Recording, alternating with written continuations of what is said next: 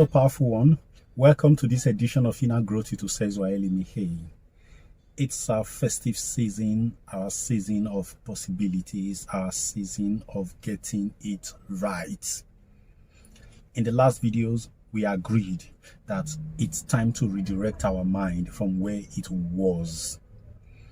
Now, why are we redirecting our mind? We are redirecting our mind because the state the mind is functioning from is not fulfilling all our life's dreams, all our life's expectations. Therefore, we have opted for a change. We came to the realization that all the experiences of our lives are mind-centric. It is the mind that is responsible. And we also realize that the mind is not just responsible by itself, but that we trained the mind to behave in the way it is behaving right now. Hence, we are not getting the best of it. Mind cannot function without data.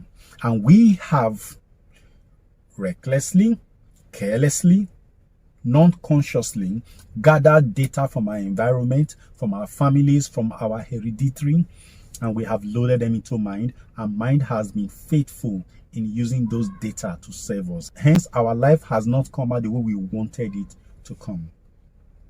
Therefore, having realized this fact, we chose to make a change, and we are on that path.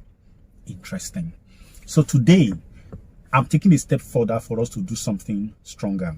We are going to look at depression and its causes and how to overcome it. Is that okay for us? Good. Because if we don't handle depression, we will not be able to create the dream life that we want.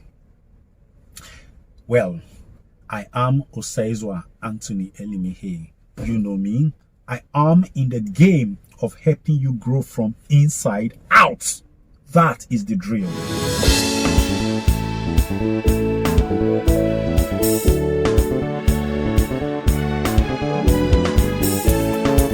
So just take your mind away from any high-sounding definitions, any clinical definition of the word depression. Just understand one thing, that depression means the removal of strength from something. When you take force, when you take energy from something, that thing becomes depressed.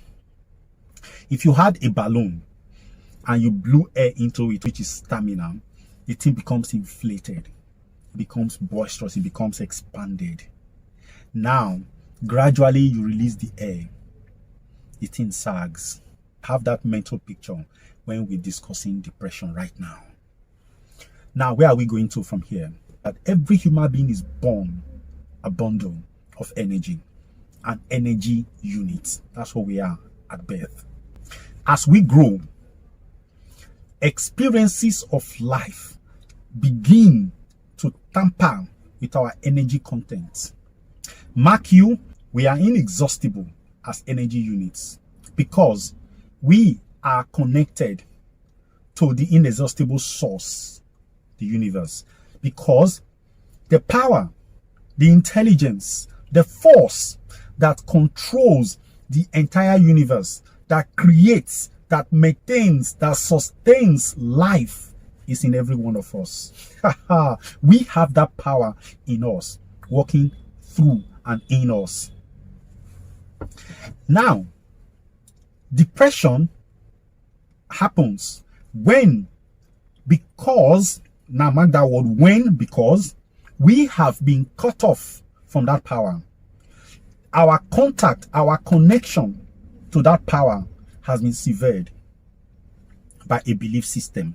But whatever the belief is, but one thing is clear, that somehow we were excised from that particular controlling energy, that sustaining energy. And we came to realize that we are alone, either by reason of sin or by reason of the fact that we are accidental upon this space. We are product of evolution according to an understanding of the Darwinian principle. On that basis, we are just on our own.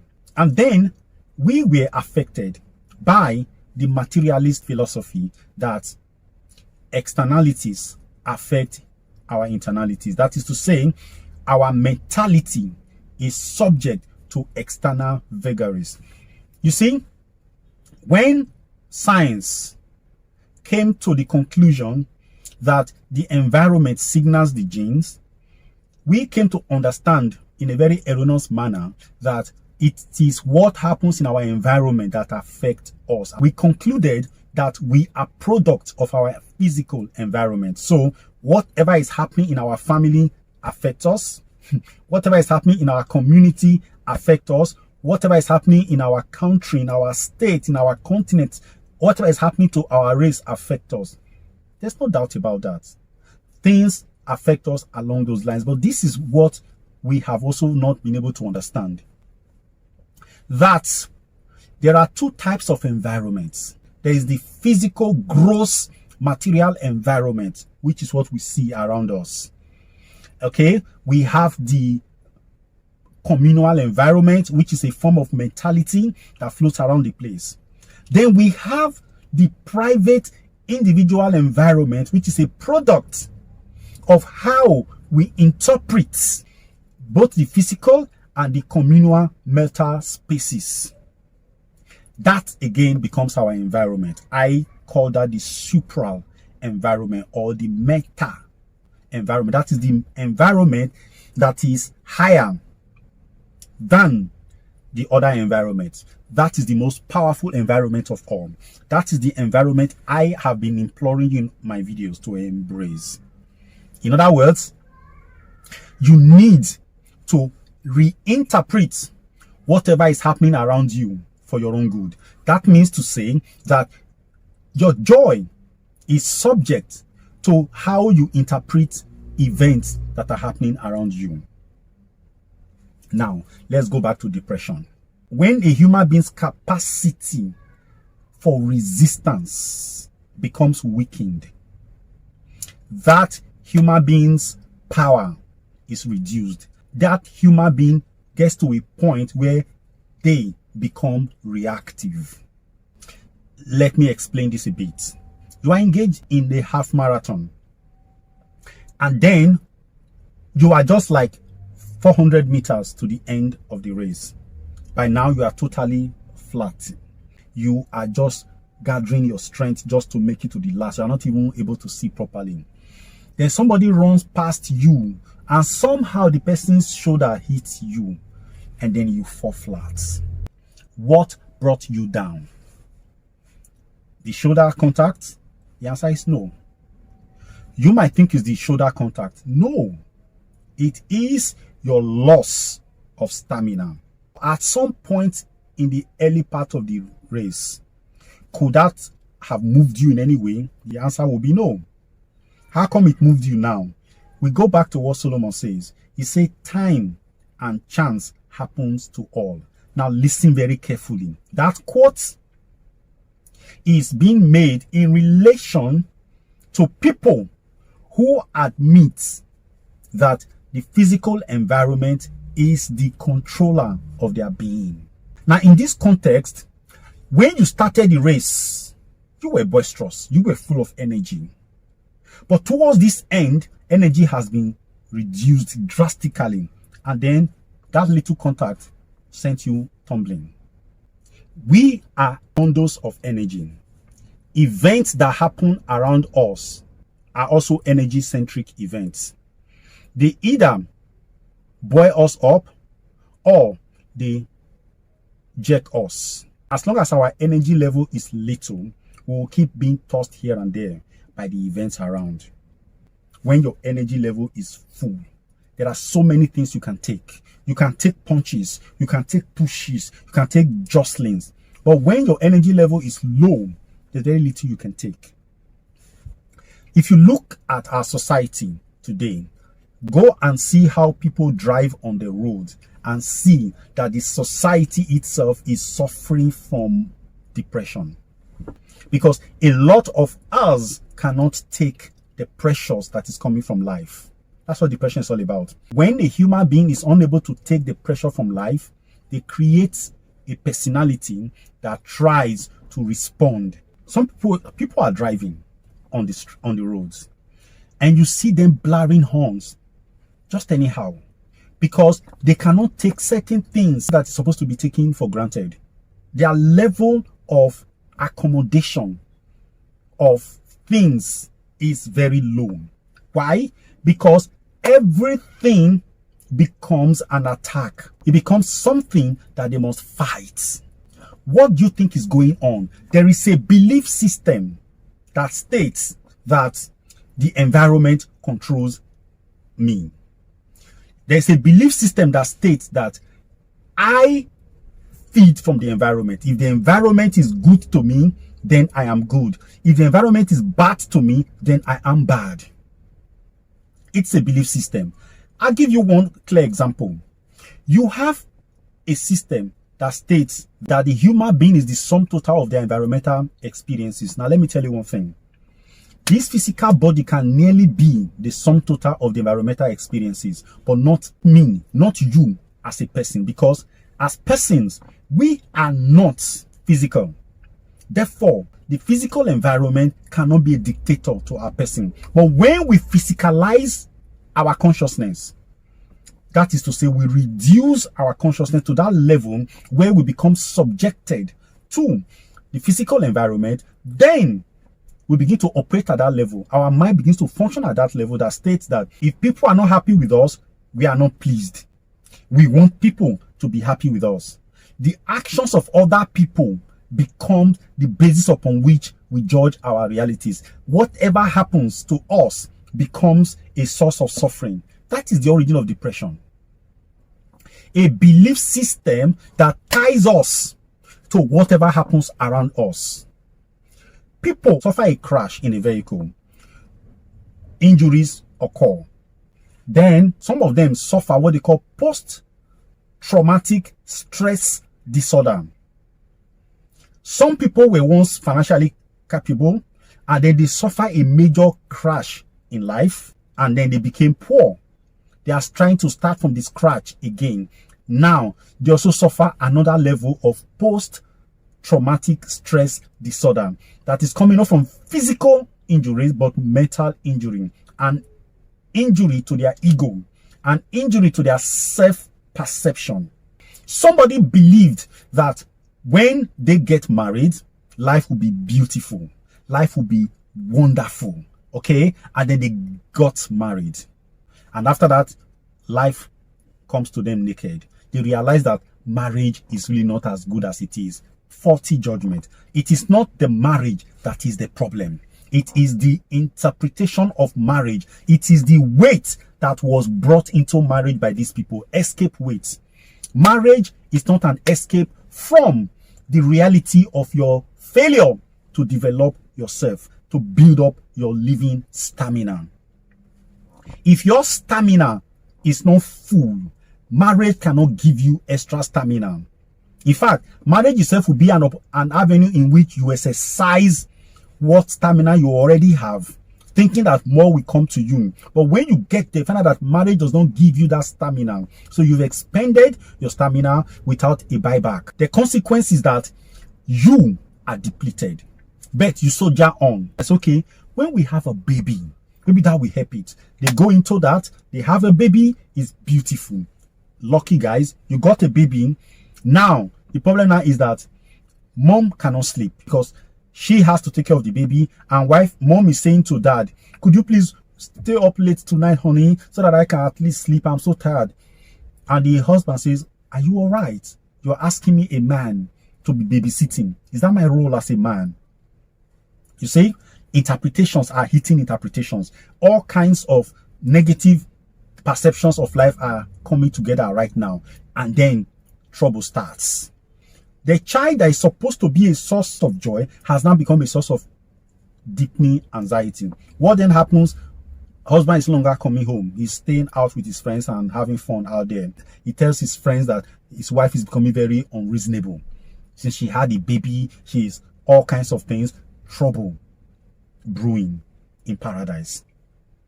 Now, whoever told us that the things that we do and the things that we get are the basis of our happiness? It doesn't work that way. A human being who is not full in themselves cannot benefit from anything material outside. Now, we're talking about the connection to the source of life, to the intelligence that controls, that maintains, that sustains, that creates life. When you are separated from it by virtue of your belief, the energy you have, the energy level you have at the time you broke off from it will stay and start reducing by every shock that happens to you. What happens to boxers in the ring? Two boxers, they are in the ring. As they enter that ring, they are all filled with energy at different levels. They are boisterous. The first punch that hits the boxer is not what brings the boxer down. It's a shock, but that punch sucks some energy from the boxer. More and more punches are coming. More and more punches are coming. At a point, there is no more energy left. The boxer is wobbling. The knees are buckling. And then when the final punch comes in, they say, whoa, that is the last punch that brought him down. The last punch and the first punch are not the punches that brought the boxers down. It's the punches that came in between, plus the last and the first, that brought the boxer down. All right? Where did the energy go? Okay? It went with the shocks. Life is like a ring. And every day as we are moving about, our beliefs are being threatened by different experiences, by different events. And these experiences are hitting us unexpectedly and we are losing our stamina. A time comes that we no longer have enough stamina to last us what is left of us. So we become protective. That is when the reactionary nature of the human being comes, because the mind has a duty to perform right now. The mind has a duty, a responsibility to prevent you from dying from embarrassment. At this point in time, because your energy that was 100% has come to 25%. So the mind is going to prevent that thing from depleting so that you don't die. Then you become touchy. You become very, very protective of yourself. It is at that point that little things happen, you react, you hit back, because you are being preservative. You are at the level of survivor. A human being at the level of survivor is operating at the same level as the animals. Okay? Now, at that level of survivor, you are in the state of depression. And everything in life right now has become a suppressor. All right? And when these things are hitting at you, because your energy level is low, you are feeling the impact. Give an example. You're driving home from work and run into a gridlock. Say, oh God, what the fuck? You start using swear words. This is just normal. It's traffic. You expect it. You live with people in this society. So you've come across traffic. But you can't take it. Why? Because your capacity to absorb is low. Your capacity to accommodate life is low. People are playing with you. They are joking with you. You cannot take jokes anyhow. You are now taking it in a different light. There are people who, when they see cockroaches, they go into a state. They go into acts. Some people see rats, they go into acts. Some people see spiders, they go into act. These are all signatures of past traumas recorded. It is actually a reminder that they are unsafe. The sight of the cockroach, the spider, the rodent, is a reminder of a point in their lives where energy was sucked from them.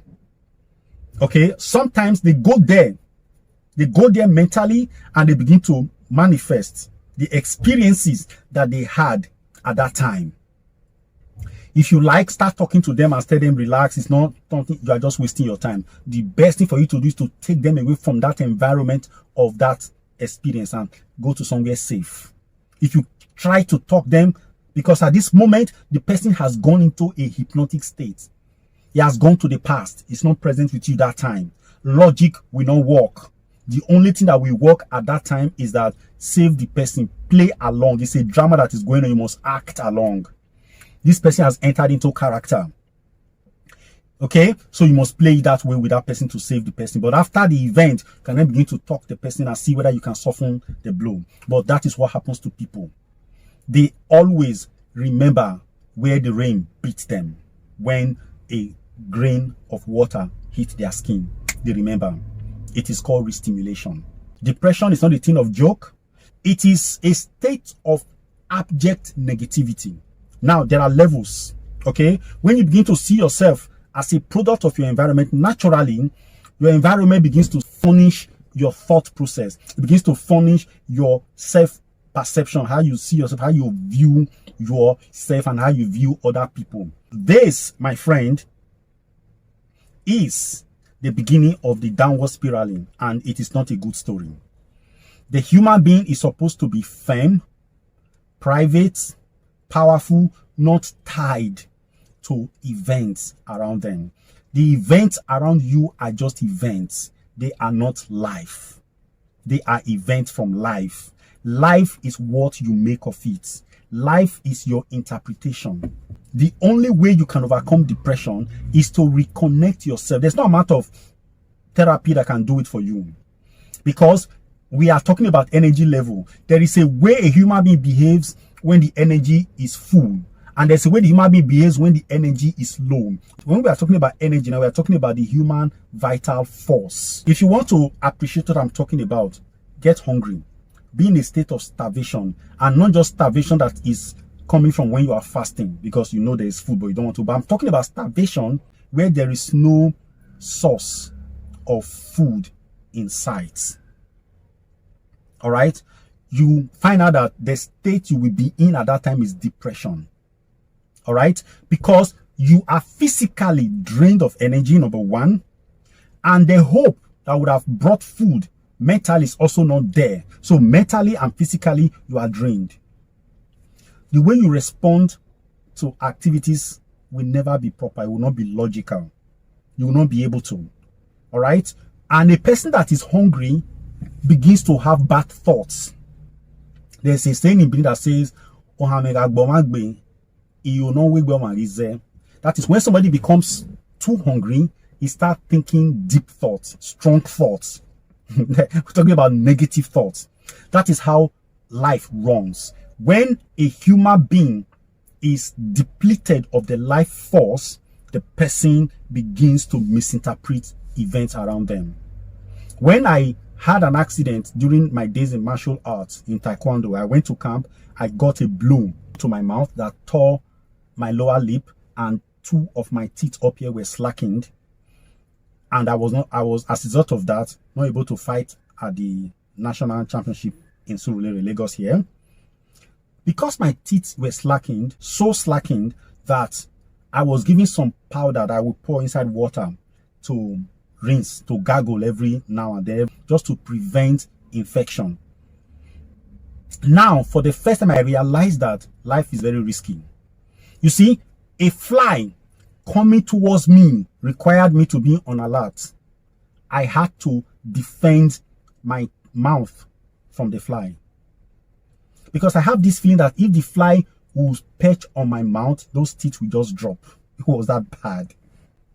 Okay, there are people like that. That is what depression does. When your energy level is low, you need to now be defensive. There are various levels of defense. There is the passive and there is the active, which is aggressive. When the energy drops to a certain level, the person lapses into apathy. At this time, the person had been knocked down several times. The person got up, he got knocked down again, got up, he got down. At a point, he just surrenders to the knockdown. Because the argument is that if I get up, I will still be brought down. So what is the use? Therefore, I will just stay. That's apathy. You've given up completely. But what is the remedy to depression? It's simple mindfulness. Mindfulness will keep you from depression. Mindfulness will bring you back from depression. It's about staying meditatively. It's about meditation. It's about being grateful. All I tell people is that when you are feeling depressed, all of us experience depression at one point or the other and at different levels. The way my depression works is not the way your depression may work. Depression may make me sleep. Yours may make you have insomnia. Depression will make me very quiet and not talk. It just may make you talk and fight and antagonize people. It depends on your temperament. So people's depression run them in various ways. Don't forget, depression is a program running with messages of negativity. And you know that you are not even sure that that is not you. You believe that that is you functioning. Because at this point in time, your mind is miscalculating. It's running at a pace that is hardly logical. So, meditation.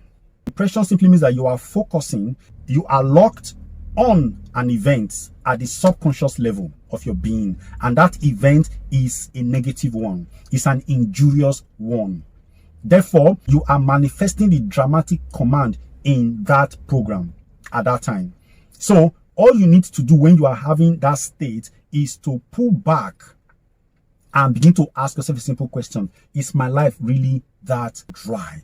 Are there no things that are working in my life? What are those things? That's why they say, count your blessings, name them one by one, and it will surprise you what the Lord has done. An awareness that your life is not as dry as you think it is can save you from depression. So, in conclusion, I say to you, depression happens when you cut off from the source of life. And the only way you can get reconnected to the source of life is by meditation. That's one. Make meditation a habit. And if you want to know how to meditate, watch my video on this channel where I talk about meditation. Please watch that video. It will explain it to you. It's as simple as anything. Now, this is what I believe and what I teach and what I practice myself. I am not going to encourage you to go for any guided meditation, number one. I will also not encourage you to listen to any meditation that is music driven. Because what I want you to understand is that mind is an entity of habits. When mind finds something salubrious, something that is useful, that is good for it, it locks itself on it. It becomes a source of addiction. All right. What I am doing on this channel is helping people find themselves, find their inner power, not to find power in anything external. On the internet, people are selling guided meditation videos and all of that. I would not encourage you to buy them, because if you do they work? Oh yes, they work. They will make you feel rich. They will pull you in. But this is it. You will now be bound and attached to those things. That is the origin of your first depression anyway. By you holding on to something as a solution to your problem. Nothing external solves problems for the long run. They solve it for now. Mind soon gets used to it and gets tired of it. And then what next? Depression starts again, because depression is that you have embraced something that looked solid, and over time you realize that you are not holding anything because that thing has changed. All right, life is in a constant state of change. Everything keeps changing as they go. So why will you hold on to that which is subject to change? You as a being, you are constant. You are depending on the mutable. It will not save you. This is why I tell you, do not do meditation that is guided, unless you just want to pass through life and just keep with emotion. You can do that. It will help you, trust me. But if you really want power to be in charge of yourself, you need to be able to create your inner atmosphere that can connect with the inner power, because you have the capacity. Just build it. It takes time, but it will work. And another thing that will help you very much is you getting a journal on gratitude. Get a gratitude journal. Every morning as you wake up, make it a habit. Write out 10 things for which you are grateful and feel the gratitude on each of them. When you're in a state of depression, you don't want to do such a thing, because the program is telling you, stay with me. You have to dissociate from that program and break it. create a new program for yourself. And then the need for you to also do affirmation is key. Using that your theta brainwave moment to do it, it is very, very key.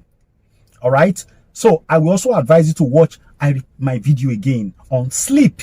It will also help you to be able to solve this problem. The power of your salvation from the grips of depression and all other mental maladies is in your being able to control yourself. It's in your being able to get the appropriate data into your mind to be able to jumpstart the process for the better. There are 2 things I don't approve, even 3 things that I don't approve for anybody that's having a mental situation, a psychological issue. 1, I don't advise you to go and meet anybody to pray for you. Leave those pastors and those people alone. You need what is happening is that your inner power is weak. You need to build it. That's 1. 2, medication is not going to work because it will get you hooked. You get hooked on that medication and you might be there. You will be there for life anyway. Or if your body reacts against it, they'll give you an alternative. But you become locked on it. But what we are looking for is for you to be free from anything external. Because the first problem is that you have a program that states, a belief that states that you have to find fulfillment, you find liberation, find joy, find happiness from external things. That's what is the root of depression. And you want to solve it by going back there. They give you momentary reliefs, but after that, you go back to square one. And then the other one I say I will not approve is you getting guided meditation. Don't. Build organically. You have so much power in you. The purpose, my prayer and my hope for you is to connect with that power and see how things change for you. That power that brought me out of the pit can bring you out also. It is in everybody. And that power is a friend of all. It's very much ready to be of help to you. It's calling, waiting for you to come. Once you go to it, you'll be stunned at the way the power will pull you in because it's been waiting eagerly for you. That is your best love. Thank you.